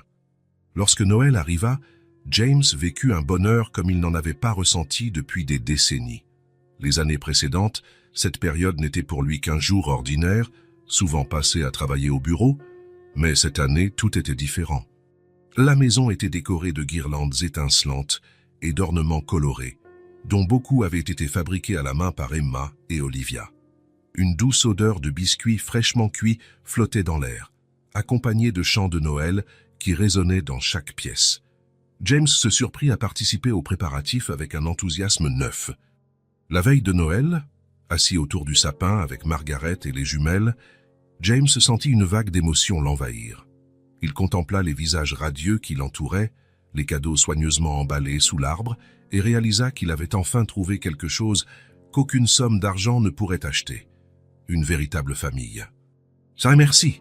dit-il doucement, la voix tremblante de reconnaissance. « Merci de m'avoir accueilli, de m'avoir donné une seconde chance. Vous êtes le plus beau cadeau que j'aurais pu recevoir. » Margaret tendit la main et la posa sur la sienne. « La famille, c'est ça, James. C'est offrir des secondes chances. C'est aimer sans condition. Tu as toujours fait partie de cette famille. Tu avais juste besoin de t'en rappeler. » Les jumelles, ressentant l'atmosphère chargée d'émotions, se jetèrent dans les bras de James pour un câlin collectif. « Joyeux Noël, tonton James !» crièrent-elles en chœur, leur rire emplissant la pièce. Cette nuit-là, tandis qu'ils regardaient Emma et Olivia s'endormir, épuisés par l'excitation de la distribution des cadeaux, James songea au chemin incroyable parcouru au cours de ces derniers mois. Il se remémora l'homme qu'il était encore quelques mois plus tôt. Froid, isolé, obsédé par l'argent et le pouvoir, et peina à croire à la transformation accomplie. La guérison dont il avait été témoin ces derniers mois n'était pas seulement physique, comme pour Margaret, mais aussi émotionnelle. Margaret avait retrouvé non seulement la santé, mais un nouveau but dans sa vie. Les jumelles, libérées des inquiétudes sur la santé de leur grand-mère et les difficultés financières, vivaient enfin comme des enfants, libres de rêver et de grandir. Quant à James, il avait retrouvé son humanité. Il avait réappris à aimer, à se soucier des autres, à apporter un changement positif dans leur existence. L'homme de glace avait fondu, laissant place à un homme empli de compassion, de gratitude et d'un objectif renouvelé. Tandis que le feu crépitait doucement dans la cheminée et que les derniers accords d'une chanson de Noël jouaient en sourdine, James fit une promesse silencieuse. Il jura de ne plus jamais perdre de vue l'essentiel, de placer toujours l'amour et la famille au-dessus de toute richesse matérielle. Sur cette pensée réconfortante, James s'installa sur le canapé à côté des jumelles endormies, un sourire aux lèvres, le cœur léger.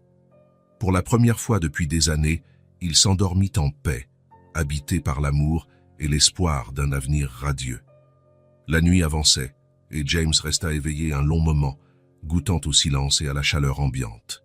La douce lueur des guirlandes du sapin de Noël éclairait les visages endormis d'Emma et Olivia, tandis que la respiration paisible de Margaret venait du couloir voisin. Dans ce moment suspendu, James se sentit profondément reconnaissant envers le destin qui l'avait conduit là où il se trouvait. Il savait qu'il lui restait beaucoup à apprendre et à offrir, mais pour la première fois depuis longtemps, il attendait l'avenir avec sérénité. Veillant à ne pas réveiller les fillettes, il se leva et s'approcha de la fenêtre. Dehors, la neige tombait doucement, recouvrant le monde d'un manteau blanc et immaculé. C'était comme si la nature elle-même célébrait ce nouveau départ. « Joyeux Noël, maman !» murmura-t-il en regardant le ciel étoilé, se sentant plus proche d'elle qu'il ne l'avait été depuis sa disparition. Jetant un dernier regard attendri à sa famille endormie, James reprit place sur le canapé, laissant le sommeil le gagner. Pour la première fois depuis des décennies, il s'endormit avec un sourire aux lèvres, le cœur rempli d'amour et d'espoir pour l'avenir. Au premier jour de la nouvelle année, James Frost retourna à son bureau avec une mission renouvelée. Les expériences des derniers mois avaient profondément bouleversé sa vision de la vie et du monde des affaires, et il était déterminé à remodeler son entreprise en accord avec ses nouveaux principes. Dès sa première réunion avec le comité de direction, James surprit tout le monde en exposant sa nouvelle vision. « Messieurs, commença-t-il d'une voix ferme mais chaleureuse, il est temps de repenser complètement notre approche. Nous ne pouvons plus nous focaliser uniquement sur les profits. Nous avons une responsabilité envers nos communautés, nos employés et le monde qui nous entoure. » Les directeurs échangèrent des regards confus. Ce n'était pas le James Frost qu'ils connaissaient, l'implacable homme de glace, qui plaçait le profit au-dessus de tout. Mais à mesure que James exposait ses projets, certains commencèrent à partager son enthousiasme pour cette nouvelle direction. Le premier grand chantier de James fut la création d'une fondation pour venir en aide aux familles dans le besoin. Il prit l'exemple de l'histoire de Margaret et des jumelles, expliquant comment une succession de malheurs pouvait plonger des personnes travailleuses dans la misère. Imaginez toutes les Margaret qui existent dehors, déclara-t-il lors d'une conférence de presse annonçant la fondation. Des gens qui ont consacré leur vie à aider les autres, mais qui se retrouvent désemparés lorsque c'est à leur tour d'avoir besoin d'aide. Notre fondation va changer cela. La fondation Frost, comme on l'appela, se consacrait à offrir une aide médicale, un logement et des formations pour les familles confrontées à des situations semblables à celles de Margaret. James investit une somme considérable de sa fortune personnelle dans ce projet et encouragea ses pairs à en faire autant. Au sein de sa propre entreprise, James mit en place toute une série de mesures radicales. Des programmes de santé globale furent instaurés pour tous les employés, garantissant que personne n'ait à choisir entre sa santé et le paiement de ses factures. « Nos employés sont notre ressource la plus précieuse », déclara James lors d'une assemblée générale de l'entreprise. « Il est temps de les traiter comme tels. » En plus de ces mesures de protection sociale, James instaura une politique de congé parental généreuse, des programmes de développement professionnel et même un fonds d'urgence pour les employés traversant des difficultés financières inattendues. Le climat au sein de l'entreprise se transforma presque instantanément. Des employés qui autrefois marchaient tête baissée dans les couloirs, craignant de croiser le regard redouté de M. Frost, se mirent à sourire et à s'entraider. La productivité augmenta, de même que la loyauté du personnel.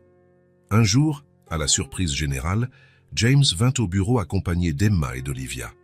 Les jumelles, vêtues de leurs uniformes scolaires et arborant des cartables colorés, regardaient l'immense tour de bureau avec émerveillement. « Waouh, tonton James !» s'exclama Emma en entrant dans l'ascenseur panoramique. « C'est vraiment là que tu travailles ?» James rit, un son que beaucoup de ses employés n'avaient encore jamais entendu. « Oui, ma chérie, c'est mon lieu de travail. » Tandis qu'il leur faisait visiter les différents services, présentant les filles aux employés et leur expliquant les processus de base de l'entreprise, un changement notable s'opéra. Les sourires s'élargirent, les conversations devinrent plus enjouées, et une énergie positive semblait émaner de la simple présence des jumelles. « Monsieur Frost », murmura Sarah, son assistante de longue date, les larmes aux yeux. « Je n'ai jamais vu le bureau aussi vivant. » James hocha la tête, ému. « Moi non plus, Sarah. Je crois que nous avions tous besoin qu'on nous rappelle ce qui compte vraiment. » Les employés observaient, stupéfaits, l'interaction entre James et les fillettes. L'homme autrefois réputé pour sa froideur et sa distance riait maintenant ouvertement, répondait patiemment aux questions des jumelles et s'agenouillait même pour être à leur hauteur en leur expliquant le fonctionnement de certaines machines. « Qui sont ces gamines ?» chuchota un employé à un autre. « Je ne sais pas », répondit son collègue, « mais qui qu'elles soient, elles ont fait fondre le cœur du patron. » À mesure que les semaines devinrent des mois, la transformation de James et de son entreprise se confirma. Il apprit à concilier les impératifs économiques avec les besoins humains, prenant des décisions qui non seulement augmentèrent les profits, mais apportaient aussi des bénéfices aux employés et à la société. James prit l'habitude de visiter régulièrement chaque département, discutant avec des employés de tout niveau, écoutant leurs préoccupations et leurs idées. Il mit en place un programme de suggestions, récompensant les idées innovantes, contribuant à améliorer l'entreprise ou son impact social. « N'oubliez pas, disait-il souvent en réunion, notre responsabilité va au-delà des chiffres sur un écran. Nous avons le pouvoir de changer des vies, et c'est cela que nous devons mettre en avant. » Pendant ce temps, Margaret se rétablit complètement et exprima le désir de s'impliquer davantage. Reconnaissant sa sagesse et son expérience, James l'invita à rejoindre la Fondation Frost. « Personne ne comprend mieux les besoins des familles que nous aidons que toi, Margaret, » déclara-t-il. « Ton point de vue est inestimable. » Margaret accepta avec enthousiasme, apportant à la Fondation non seulement son vécu personnel, mais aussi ses décennies d'expérience comme infirmière. Sous sa supervision, la Fondation élargit ses programmes de soins médicaux et conclut des partenariats avec des hôpitaux locaux pour offrir des services de qualité aux familles à faible revenu. La présence de Margaret à la Fondation introduisit une dimension profondément humaine qui toucha tous ceux qui franchissaient la porte de l'organisation. Elle avait le don de faire sentir à chaque famille prise en charge qu'on l'écoutait et qu'on la soutenait réellement. Au fil du temps, l'entreprise de James devint un modèle de responsabilité sociale. D'autres sociétés prirent exemple sur ces initiatives et adoptèrent des politiques similaires. Les journaux et magazines économiques publièrent des articles sur la « révolution Frost », soulignant comment une approche plus éthique et humaine dans les affaires pouvait non seulement avoir un impact social majeur, mais aussi aboutir à une réussite financière durable. Invité à intervenir lors d'une conférence de haut niveau, James raconta la transformation de son entreprise, mais aussi la sienne. Il conclut son discours avec une réflexion très personnelle. « Il y a quelques mois, on me connaissait sous le surnom de l'homme de glace. Je pensais que pour réussir en affaires, il fallait être froid, détaché. Mais j'ai appris, grâce à 2 petites vendeuses de fleurs et une ancienne infirmière, que la véritable force réside dans la compassion et la connexion humaine. Aujourd'hui, notre entreprise est non seulement plus profitable, elle est aussi plus utile à la société. Et c'est cela, mesdames et messieurs, la vraie réussite. » Le public lui offrit une ovation debout, beaucoup applaudissant les larmes aux yeux. James, parcourant la salle du regard, aperçut Margaret, Emma et Olivia au premier rang, souriantes et fières. Son cœur se remplit de gratitude pour cette famille que le destin lui avait rendue et pour cette opportunité de laisser une empreinte positive dans le monde. Ce soir-là, en rentrant chez lui avec sa famille, James réfléchit une fois de plus à l'incroyable chemin parcouru. Le homme de glace avait totalement changé, non seulement dans sa vie personnelle, mais aussi dans sa façon d'envisager le monde des affaires. Il avait appris que le véritable héritage n'était pas inscrit dans un relevé bancaire, mais dans les vies que l'on touchait et que l'on améliorait. En regardant Emma et Olivia courir joyeusement devant lui, riant et se taquinant, et Margaret marchant à ses côtés, James sut qu'il avait trouvé l'équilibre qu'il avait toujours cherché sans le savoir. Il était désormais un homme accompli, un dirigeant prospère, certes, mais aussi un oncle aimant, un ami loyal et surtout un être humain compatissant.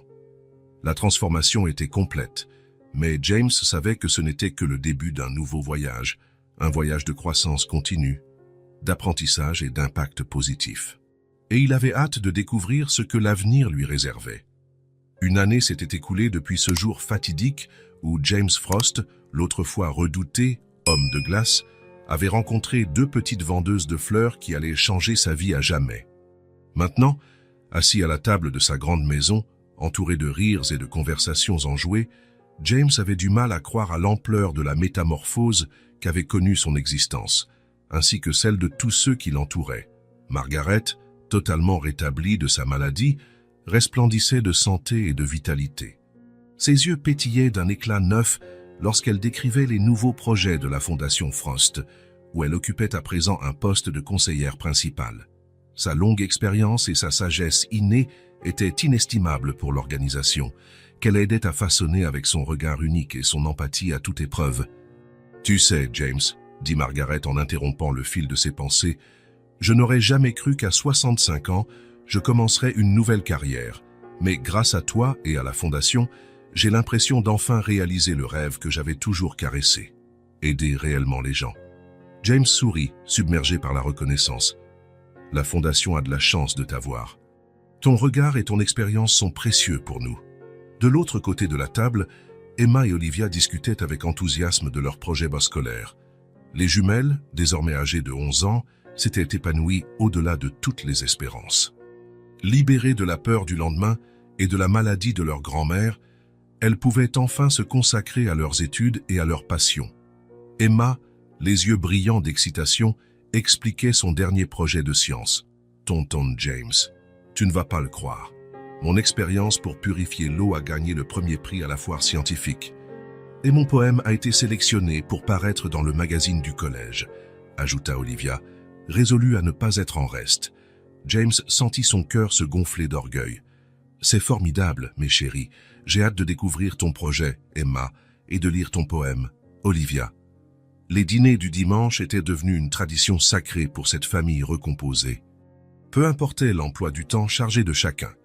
James à la tête de son entreprise transformée, Margaret aux prises avec les activités de la fondation, et les filles avec leurs innombrables projets de scolaire, ils se retrouvaient toujours pour partager ce repas hebdomadaire. La demeure, autrefois symbole de la solitude et de la froideur de James, débordait à présent de vie et de chaleur. Les couloirs résonnaient des rires des jumelles, la cuisine embaumait des plats simples mais savoureux, cuisinés par Margaret, et chaque pièce semblait éclairée d'une nouvelle lumière. James participait activement à tous les moments importants de la vie des filles. Il assistait à leurs présentations scolaires, les aidait à faire leurs devoirs, et avait même appris à tresser leurs cheveux, ses premiers essais s'étant soldés par des coiffures plutôt fantaisistes. « Tonton James » appela Olivia, l'extirpant de ses pensées. « Tu pourras venir à notre spectacle de danse la semaine prochaine, n'est-ce pas ?» Le surnom « Tonton James » résonnait toujours agréablement à ses oreilles. C'était un rappel permanent du lien spécial qu'il avait noué avec les jumelles, un lien qui dépassait le simple cadre familial. « Je ne le raterai pour rien au monde, ma puce », répondit-il avec un sourire. « J'ai déjà bloqué la date dans mon agenda et prévenu tout le monde au bureau que je serai indisponible ce jour-là. » Margaret observait la scène, un sourire complice sur les lèvres. Elle était plus qu'une grand-mère pour les filles. Pour James, elle était devenue une confidente, une conseillère, et même la figure maternelle qu'il avait perdue depuis longtemps. « James, dit-elle doucement, tu te souviens de la première fois que tu as invité les filles à dîner ici? Tu étais si nerveux à te demander si elles aimeraient la maison, si elles s'y sentiraient à l'aise. » James eut un petit rire. « J'étais un vrai paquet de nerfs. Je crois que j'ai réorganisé le salon une dizaine de fois avant qu'elles arrivent. »« Oh, et regarde-nous aujourd'hui, » continua Margaret, faisant un geste englobant la table autour de laquelle ils étaient réunis. Une vraie famille. Le mot « famille » résonna en James. Il balaya la table du regard, s'attardant sur chaque visage souriant, et sentit une vague d'émotion le submerger. Cette famille, il ne l'avait pas achetée avec son argent. Elle s'était forgée par les hasards de la vie, par la compassion, par l'amour et par une seconde chance. « Tu sais, » dit-il, la voix légèrement rauque, « parfois je me demande encore comment tout ça a pu arriver. Comment le fait de croiser deux petites vendeuses de fleurs a pu changer ma vie du tout au tout. » Margaret posa sa main sur la sienne avec douceur. « Peut-être que ça n'avait rien de fortuit, James. Peut-être que le destin s'est arrangé pour que nos chemins se recroisent. » James acquiesça, repensant à Margaret, autrefois infirmière auprès de sa mère. C'était comme si l'univers avait comploté pour les réunir à nouveau, au moment où ils en avaient tous le plus besoin. « Vous m'avez sauvé la vie, » déclara-t-il, le regard englobant Margaret et les jumelles. « Pas seulement dans le sens médical pour Margaret, mais vous m'avez sauvé l'âme. Vous m'avez rappelé ce qui comptait vraiment. » Emma et Olivia, sentant la solennité du moment, se levèrent pour serrer James dans leurs bras. « On t'aime, tonton James », dirent-elles à l'unisson. James les embrassa, sentant les larmes lui piquer les yeux. « Je vous aime aussi, mes petites, plus que vous ne pouvez l'imaginer. » Au fil de la soirée, la conversation dériva vers des anecdotes amusantes de l'école des filles et des nouveaux projets de la fondation.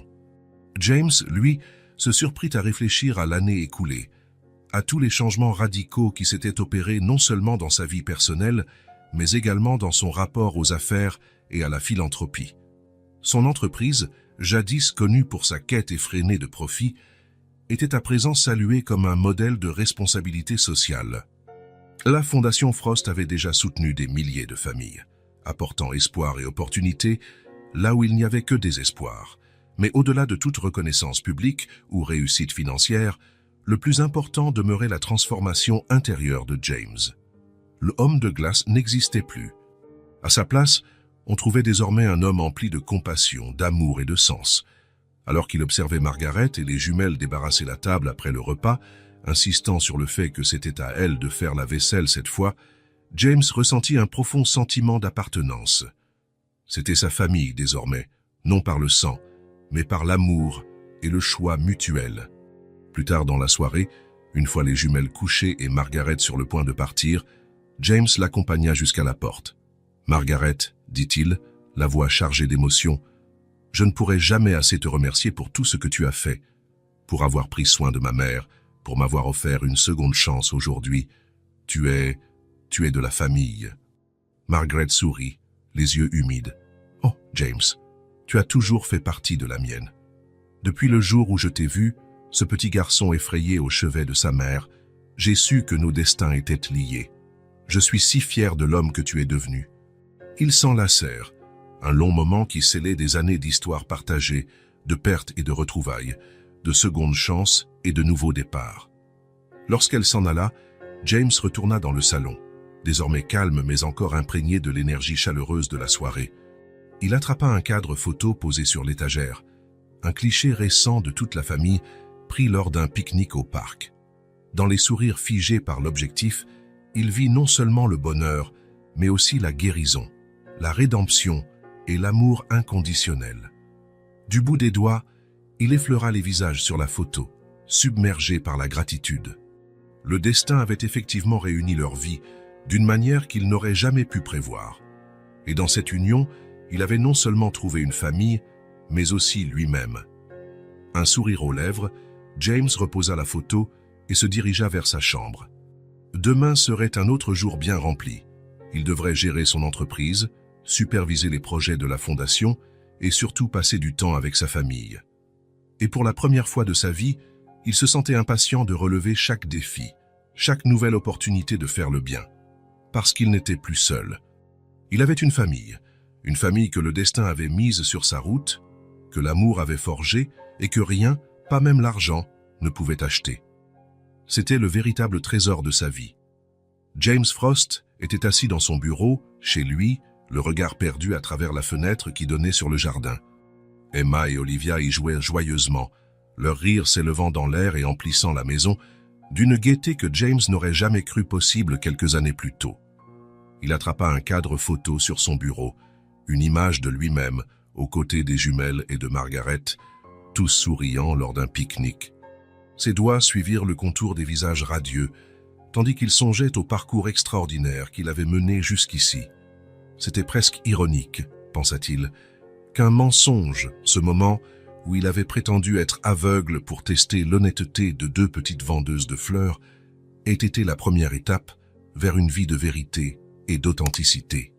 Ce mensonge, qui lui semblait alors anodin, avait déclenché sa plus profonde transformation. Les jumelles, avec leur innocence et leur sagesse enfantine, lui avaient donné une leçon d'honnêteté qu'aucun livre de management ou mentor d'entreprise ne lui avait jamais enseignée. Elle lui avait montré la valeur de la sincérité, de l'intégrité et de la bonté. Le plus étonnant, c'était le pardon et l'amour inconditionnel qu'il avait reçu. Malgré sa duperie initiale, ses enfants et leur grand-mère l'avaient accueilli dans leur vie, lui offrant une seconde chance qu'il ignorait avoir tant besoin de saisir. Regardant à nouveau par la fenêtre, James vit Margaret rejoindre les filles dans le jardin. Son rétablissement complet n'était pas seulement le fruit des soins médicaux, mais aussi d'une nouvelle raison de vivre, aider les autres par le biais de la Fondation Frost. La voir ainsi, debout et pleine d'énergie, remplit James d'une gratitude sincère. Les jumelles, elles, s'étaient épanouies. Libérées des craintes liées à la maladie de leur grand-mère et à leur situation financière, elles vivaient une enfance heureuse, faite de découvertes et de rires. Leurs résultats scolaires étaient brillants, mais plus que tout, elles rayonnaient d'une joie qu'aucune richesse matérielle ne pouvait surpasser. Quant à lui, James se surprenait chaque jour à ressentir une satisfaction profonde que ni son argent ni son empire financier n'avaient jamais su lui apporter. Chaque décision qu'il prenait désormais, chaque projet qu'il lançait, était guidé par un désir sincère de faire le bien, pas seulement de gonfler ses profits. Cette famille que le destin lui avait donnée, car c'était bien ainsi qu'il la percevait désormais, lui avait enseigné que les liens les plus forts ne sont pas forcément ceux du sang. L'amour, la compréhension et le soutien qu'il partageait valaient plus que tout. Il avait du mal à croire à l'ampleur de sa propre métamorphose. Le homme de glace avait disparu, remplacé par un homme capable d'aimer sans retenue, de rire sans contrainte, de pleurer sans honte. Il avait réappris à se connecter à ses émotions, à donner la priorité aux gens plutôt qu'aux chiffres, à trouver du bonheur dans la simplicité du quotidien. La véritable richesse, James le réalisait pleinement maintenant, ne se mesurait pas en euros.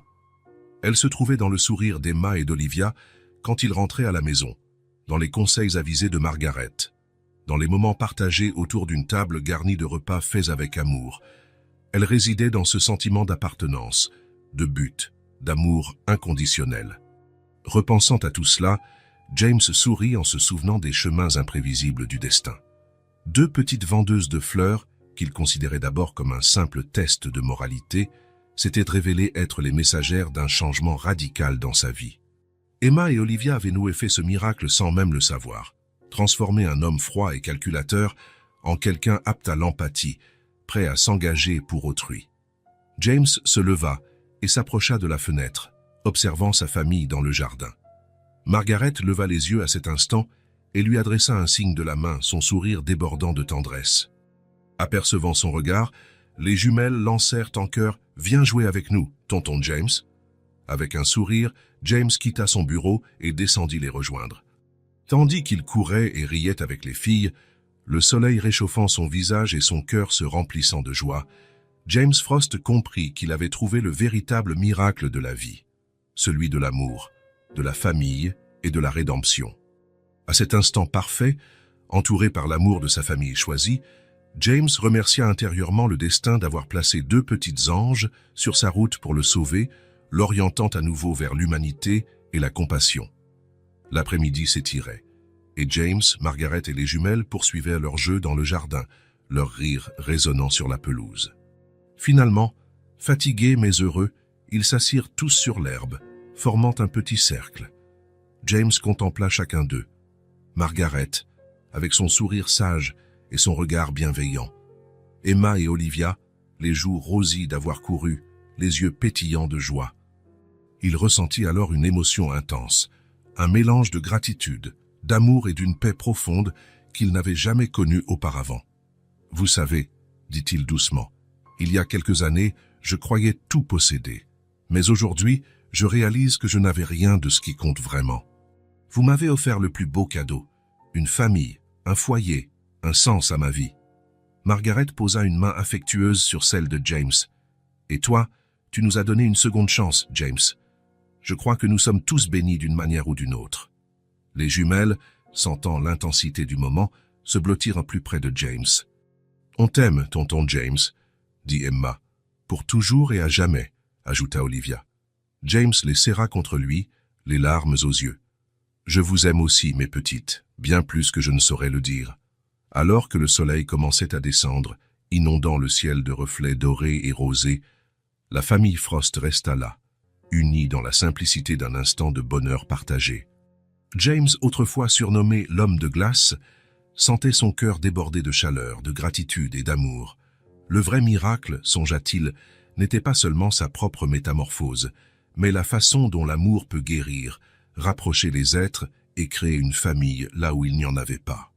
Et sur cette pensée apaisante, James embrassa le présent et regarda l'avenir avec espoir et joie, reconnaissant à jamais envers le destin d'avoir placé deux petites vendeuses de fleurs sur sa route pour lui révéler la véritable signification de la vie.